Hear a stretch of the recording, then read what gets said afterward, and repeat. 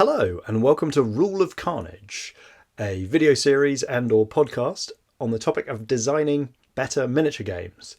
Now my schedule is keeping Glenn and I from being able to record together at the moment, so I thought I would record another short solo video just to give you a behind the scenes look on a game design idea that I've been working on.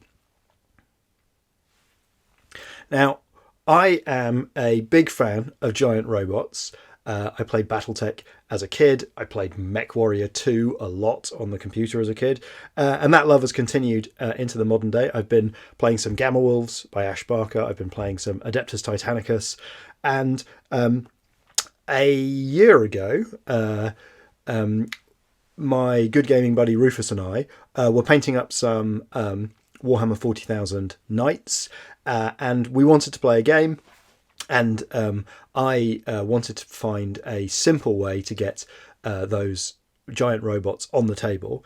And so what I did about a year ago is write a little thing called Juggernauts. And the reason that I'm showing this off to you in this video is that I'm unlikely to do anything particular with it. I might offer it for download, but it's only 4 pages long. So what this is another in a continuing series of experiments that I've been doing with the Gaslands rule system. So behind the scenes for the last 3 years or so, I've been using Gaslands and experimenting with different vehicle types. I've been experimenting with modern jet fighters. I've been experimenting with pirate ships. And here I'm experimenting with what can you do with the Gaslands rule system to describe mech combat in a really simple way. And so this game, Juggernauts, basically has the core rules are basically exactly the same as Gaslands, but with some modifications, and I'll go through those. And it takes some inspiration from each of these other games that I've been playing, and sort of mashes up as simple a game as I can figure out. So let's go through it. So there's not much to talk about here. Juggernauts is a miniature war game of massive robots for Rufus and Mike. And so borrowing from the idea of Gamma Wolf's kind of simple weight class system, here we've got mech stats which are similar to the chassis types that you find in Gaslands. So we've got an ultralight mech, a light mech, a medium mech, and a heavy mech. Each of those will have a cost, which is essentially the points to build it into your list. And then it's got a speed in inches. So this game doesn't use movement templates. I just use tape measures. It's got a stat called heat sinks, which is, you can basically think of that as the number of hazard tokens, which in this game are called heat tokens, the number of hazard tokens it takes to wipe out. But the wipeout's a bit less devastating than in Gaslands. Battle damage, and this is a number of essentially critical hit slots that I'll get to in a minute. It's got a pair of stats called build slots and targeting CPU, which interact together when you're building the mech, and then max weapon type, medium, heavy, or macro. So those last 3 columns are just about how you build the mech, whereas these first these middle 3 are here about how it performs on the table. So you purchase a mech type, you load it out with weapons and upgrades up to the mech's build slot. So a medium mech can have up to 10 build slots worth of stuff. Each weapon must be installed in a location, either left side, right side, or carapace, which determines the arc of fire for that weapon. Multiple weapons can be installed in the same location. That's because obviously mechs have these bulky arms where, you've got multiple guns or something hanging off the shoulder of it or something slung underneath. But no location may have more than 50% of the mech's build slot allowance installed into it. I guess I put that rule in to make to force you to build a slightly balanced thing rather than just loading all of the 10 build slots worth of weapons onto the right arm and the mech looking kind of silly or whatever. But I think that's one of those things where, like, having not play tested this game particularly hard, I don't know whether that's necessary for balance. I just put that kind of stuff in to as a preemptive measure for getting too overbalanced. And then a mech may not have more individual weapons than it has targeting CPUs, and so that's where this comes in. So 6 build slots, I can have up to 4 weapons. 10 build slots, I can only have 6 weapons. So I'm going to be forced to take a slightly heavier selection of weapons if I want to max out my build slots, which of course I do. Weapon system creation. So that's building the mech. Now the weapons, because in Adeptus Titanicus, you've got all these different kinds of weapons and everyone has this cannon and that cannon and they've all got special abilities. And so given that the miniatures I'm going to be using are things like Warhammer 40,000 Knights, or I'll be using Titans from Adeptus Titanicus, I want the ability for this rule system to represent the spread of those weapons with rules. And so we've got light, medium, heavy, macro. This borrows the attack dice system from A Billion Suns, in that basically the size of the weapon increases the size of the dice and the number of build slots it needs. And then there's these things here, weapon traits. So add up to 2 weapon traits to each weapon system. Each weapon trait may only be taken once. So you've got things like Rapid Fire, which adds more dice, Inferno, which causes the target to gain heat, Close Combat, which means it's got a short range but +3 to the battle damage, which we'll get to in a minute. Short range, long range, costs an extra build slot. Targeting system costs an extra build slot, but you can reroll misses. So you can see there's just a nice little generic, quick to build, the sort of weapons that have enough flavorful rules so that it doesn't feel like you're just using one very boring kind of mech, but not so complicated that you can't keep track of it, because there's only eight different rules here. So having selected your mech, built in the weapons, if you've got any build slots left, you can add some upgrades. Obviously very familiar to people who know Gaslands. Additional heat sinks increase the heat sink stack by 1. Jump jets, tack scanners, and all of these, you can have a maximum number of them and they cost build slots. And then that's how you build a mech. So I can't remember exactly what the size of a crew is supposed to be. Given a heavy mech is 70 and a medium mech is 50, it looks like sort of 100, 120 points might be the right size, but these 4 pages don't seem to say. So then we've got just a little bit on the rules, and it basically this game sort of has very lightweight description of the rules. I think this is, this 3-pager, I think, is a good example of where my games tend to start, where I've kind of mentally assumed a bunch of things, like how you move and how you measure and stuff, which obviously in a full rule book you'd have to write all that stuff down. But here I just kind of know what the conventions of my table or the conventions of the world are, and I haven't bothered calling them out. So I just put what the important differences here. So heat, as mechs move, shoot and get attacked, they may accumulate heat, represented by heat tokens, which is basically just hazard tokens from Gaslands. Overheating, this is sort of the equivalent of wiping out. When a mech would move or shoot, if it has heat tokens equal or greater than its heat sinks value, it overheats instead.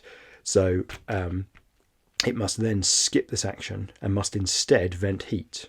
When a mech vents heat, it discards 6 heat tokens. So we need to go forward a little bit to find out why that's important, and we'll come back to it. So the round structure is a little bit different to Gaslands. You roll off for initiative, and then it's just a simple alternating activation of mechs, starting with the player chosen by the player with initiative. During an activation, the mech may take 2 actions, such as a 2 AP system, where you can move, shoot, or vent heat, and the mech may not take the same action twice. So this is basically, excluding the vent heat thing, this is sort of the simplest possible activation system that you can have for a skirmish game. So you can move, and then you can shoot, or you can shoot and then you can move, or you can skip one of these things, and you can also vent heat. And we just learnt that venting heat dumps 6 heat tokens, and if you have more than your heat sink, so essentially if you've kind of got your wipeout level, then you can't move or shoot, you must vent heat. So that basically just gives you a kind of a miss a go, where you can push a little bit faster in order to get into a good position, but then you're going to have to pay back that debt in a later activation because you'll be forced to vent heat. So how do you build up heat? Well, we already saw that there was a thing that when you were attacked you might get heat, but here moving, when a mech moves, so this 1 AP move action, it can actually take up to 4 movement actions, gaining 1 heat per action. And a movement action is pivot, walk up to your speed in inches, which if we go back to the table, the speeds are basically 4 or 3 or 2 for a heavy mech. or you can sidestep in any direction up to half your speed in inches. So basically, if you've got a movement of 4 inches, you could rush up to 16 inches forward, gaining 4 heat because you've taken 4 movement actions, or you could do another combination of things. And so this is, I guess, an attempt to sort of build in both the lumbering nature of mechs and the heat management that I love so much from like Mech Warrior and so on. Yeah, and then shooting's very simple. You just roll your dice for each a weapon system. 4s are a hit, and 6s, instead of in Gaslands it being 2 hits, it's a hit plus the attacker gains 1 heat. So when you're making your attack dice, you might be building up heat as well. And so each 6+, a 6+, you might wonder, if that's sort of like a fumble almost, or an ammo, like why isn't it a 1 rather than a 6? Well, remember that we're not only dealing with d6s here. So a 4 up is a hit. As it gets easier and easier to hit with the bigger weapons, but it also gets easier and easier to build up heat. So if you're attacking with a d12 macro cannon, it's like 50% chance that you're building up heat for every one of those. And then it says battle damage. Choose the highest roll that's a hit. So again, different dice size will have different sort of top values for that. This becomes the battle damage result. For each additional hit rolled, add 1 to the battle damage result. So if I've got rapid fire, those rapid fire things kind of add up this battle damage result, which is essentially a critical hit. For each battle damage box that the target has already got checked off, and we'll go here to the mechs card here. So we've got a mech card with its sort of stats like speed and heat sink. This is the place where you put your heat tokens. And then here you've got these little checkboxes, which are a simple version, I guess, of a kind of Man of War or Battletech kind of hit chart, like a damage chart thing. And the intention here is that you essentially build up battle damage, which reduces your effectiveness. So target must check off 1 unchecked battle damage box with a value equal to or higher than the final battle damage result. If they cannot, due to boxes being checked off already, they must check off a lower value box. So basically, if I roll a 12 on a macro cannon, then I look at these and I have to pick the most savage battle damage, which might be difficult to see because it's a little grey number here, but this says 9+ mech destroyed. So because I rolled a high battle damage roll, I've got to check off that mech destroyed and then take the punishment of that, which here, battle damage mech destroyed. The mech explodes, everything within 6 inches suffers a 2d10 attack. And so basically there, in 3 pages, you've got a generic mech construction system that should fit any model that I've built for Adeptus Titanicus or Gamma Wolves, or any robots that I've built for Infinity or Warhammer 40,000. You've got a simple sort of character card system, vehicle card system like in Gaslands, and you've got a nice little heat and critical damage system, all in 3 pages. So I quite like the look of this. We haven't played it more than once or twice, but I'm looking forward to getting this back out again. And if it goes anywhere, I might just offer this as a small little download, because there's not much of it, but I think it could be fun. That's Juggernauts. So I hope this video was interesting and gave you a little insight into my game design process and the logic that I use as I'm going through these very early game design ideas. If you would like to playtest this, then come and join us in the Rule of Carnage Discord server, which is going to be linked in the video description below. And yeah, ask me about it, and I'll no doubt send you the PDF link to it. All right, well, thank you very much for listening, and bye-bye. Bye-bye.